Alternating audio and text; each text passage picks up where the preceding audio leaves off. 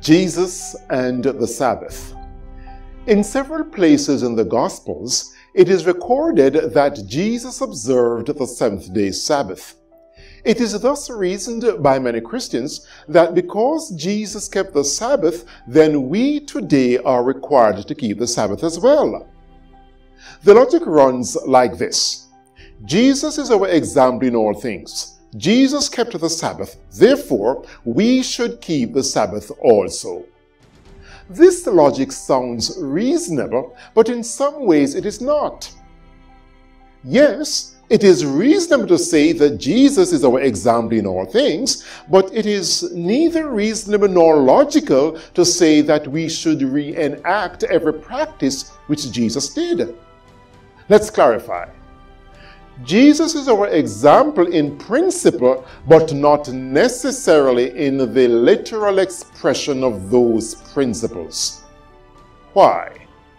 Two major reasons. One, Jesus lived as a Jew within a Jewish cultural context, and while the principles of his cultural practices certainly do apply to us today, the specific expression of those said principles do not necessarily apply to us today. And two, Jesus' observances of the cultural practices of his day were not intended to legislate the continued authority of those cultural practices, but rather to legislate Jesus' own personal authority.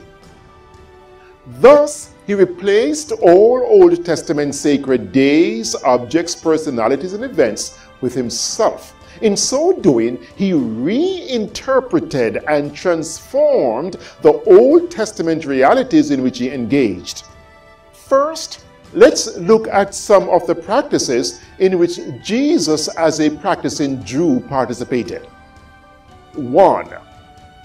Jesus endorsed and commanded the offering of animal sacrifices.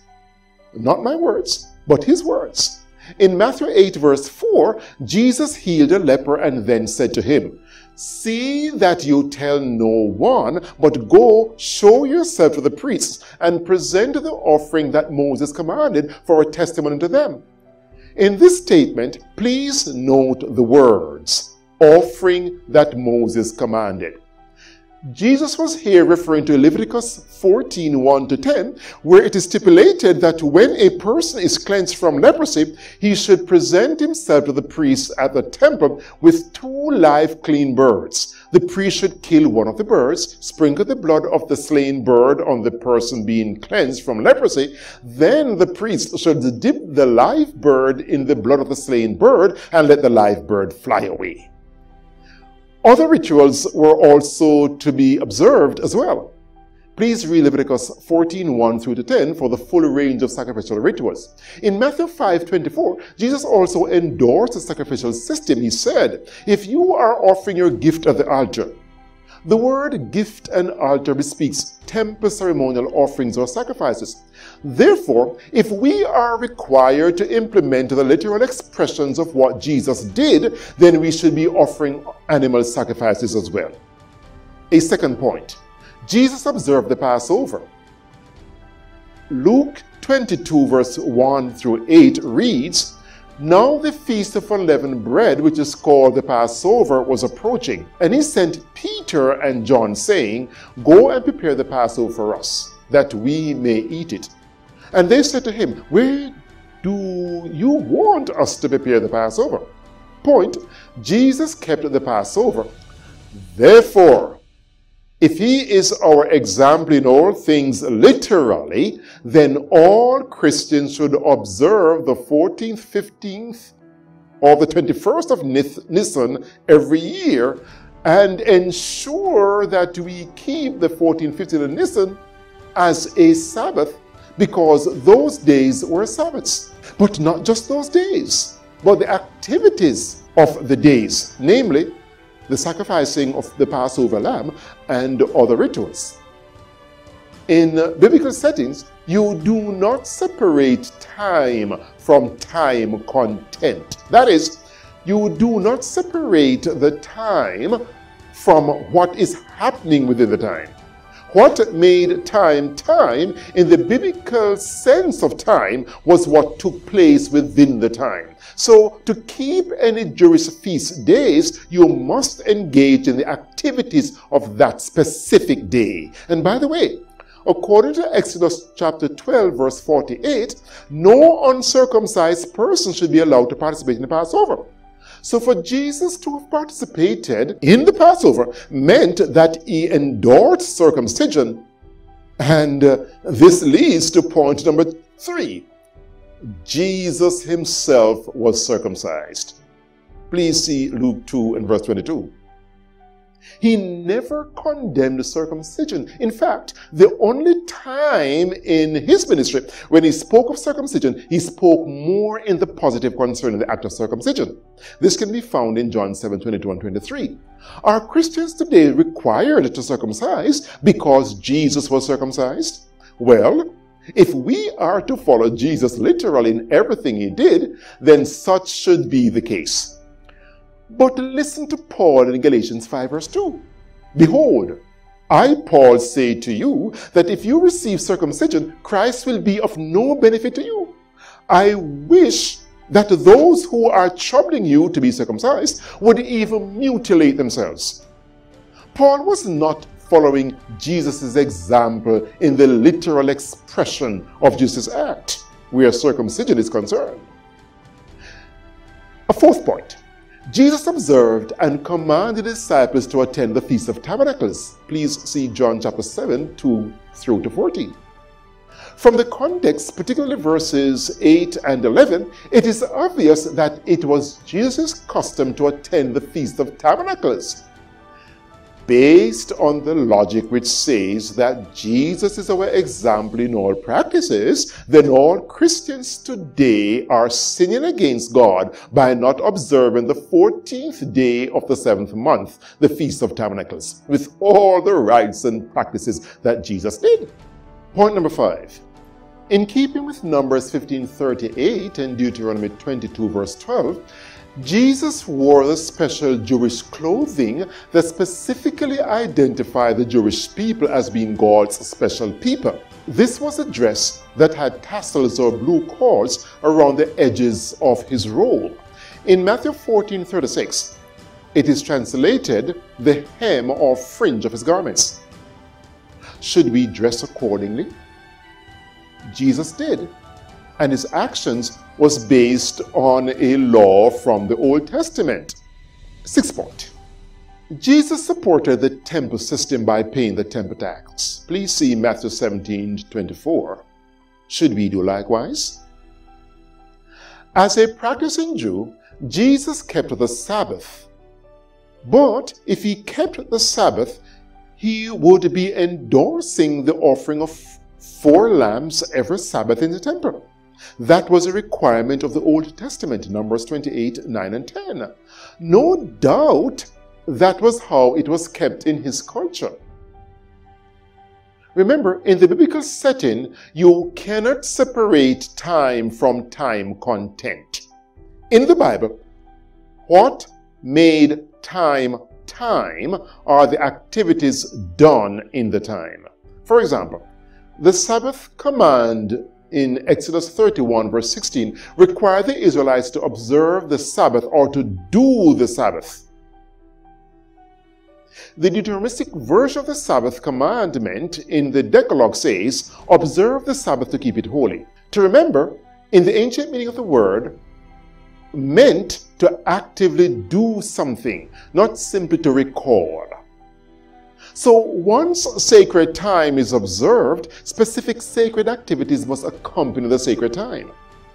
In Jesus' culture, to keep the Sabbath was to offer sacrifices and other rituals. Jesus engaged in these rituals.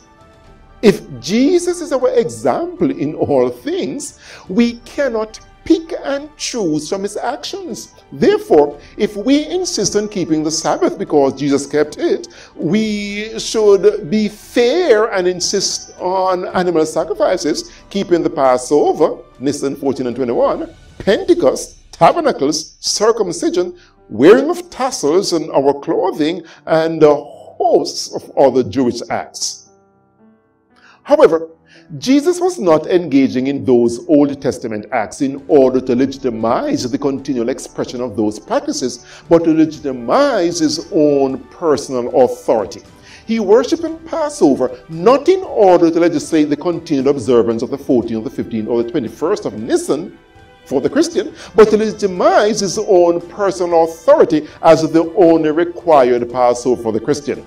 Thus the Passover was no longer to commemorate the Exodus, but to commemorate Jesus. At his last Passover, he commanded, "Do this in remembrance of me." Luke 22, verse 19. He worshipped on the Day of Atonement, not in order to make obligatory the 10th day of the 7th month, the Day of Atonement, but rather to legitimize and authorize himself as the only required means of atonement for all times. He worshipped the tabernacles not in order to legislate the continued observance of the 15th day of the 7th month, Tishri, but to declare himself the light of the world.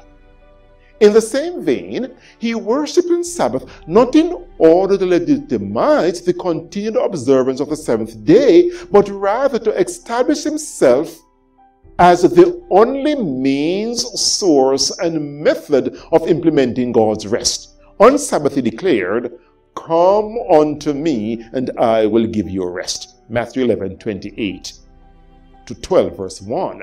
In the Synoptic Gospels, that is, Matthew, Mark, and Luke, the mission of Jesus was to inaugurate the kingdom of God. Please read, for example, Mark 1, verse 15.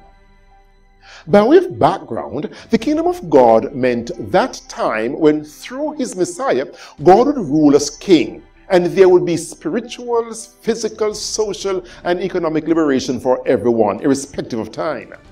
In the Old Testament and also in Jewish culture and literature, the Sabbath was one of the key symbols that prefigured the inauguration of the kingdom of God, that era when there would be total prosperity irrespective of days, and every day would be a Sabbath. In that kingdom, there'd be no death, so Jesus raised the dead irrespective of days. In that kingdom, there'll be no sickness, so Jesus healed the sick, irrespective of days. In that kingdom, there'll be love, peace, and justice for all times, so Jesus implemented these realities irrespective of days. Luke 7:21-22. So whereas the Sabbath symbolized the kingdom of God, and Jesus by his actions was implementing the kingdom, he was enacting the true meaning of the Sabbath, which involves Christ-like actions of spiritual, physical, and social and economic liberation irrespective of days. The Pharisees wanted to limit Jesus' kingdom activities of liberation and redemption to all days except the Sabbath. Jesus would have none of that. His kingdom actions were not to be separated by days. As Max Turner rightly posits, for Jesus, stopping the flow of messianic blessings for any reason, including appeal to the Sabbath regulations, is morally evil. Good omitted is evil committed. This is the background behind Luke 4:16 through to 18 and verse 21, where on Sabbath, Jesus declared his mission as, "The Spirit of the Lord is upon me, because he has anointed me to preach the gospel to the poor, proclaim release to the captives, recovery of sight to the blind, set free those who are oppressed, to proclaim the favorable year of the Lord." In verse 21, Jesus then declared, "Today the scriptures has been fulfilled in your hearing." The Greek word for fulfill, piplerotai, indicates that Jesus was speaking of his mission being fulfilled not only on that specific day, but on all days from there onwards. Thus, Luke 4:6-21 describes Jesus' mission of inaugurating the kingdom of God by using sabbatical language, and then clinching the point in verse 21 that his mission was being implemented every day alike. Please compare Luke chapter 4:16-18 with Luke 7:18-22, and you will also get the picture that Jesus' Sabbath activities were a means of implementing the kingdom of God, and this involved liberation of humanity irrespective of days. So again, Jesus, by his Sabbath deeds of implementing the kingdom of God, was demonstrating the full meaning of the Sabbath, and that is the good things he did in the week were also appropriate to be done on the Sabbath. Thus, he was placing the Sabbath on par with all of the days of the week, or said from another angle, he was placing all days of the week on par with the Sabbath. In another place, namely Mark 2:27, when questioned why his disciples were doing what was not lawful to be done on Sabbath, he concluded his answer by saying, "The Sabbath was made for man, not man for the Sabbath. Therefore, that which was lawful to be done on Sabbath," he was saying, was that which benefited mankind. And that is all Christ-like deeds. So please, Jesus' Sabbath activities were a means of implementing the kingdom of God in which all days would be Sabbath. That was the context of his Sabbath deeds. Note, he was always doing acts of salvation on Sabbath. The key Greek word used to describe all his healings on Sabbath and otherwise is sozo, the root for salvation. His Sabbath acts were acts of salvation. So again, by engaging the Sabbath, he was enacting or demonstrating what the Sabbath symbolized or foreshadowed from the Old Testament, namely spiritual, social, physical, economic redemption, and also sanctification, irrespective of days. So he kept the Sabbath to demonstrate that the Sabbath found its fulfillment in him, Jesus, not to demonstrate that the day was mandatory on all peoples in all times and places. He kept Passover, Pentecost, tabernacles, engaged in circumcision, animal sacrifices, not to legitimize the continued observance of these rites, but to demonstrate how he is now the meaning of those rites, and by entering into him and by being Christ-like, one is fulfilling the meaning of all these Old Testament symbols.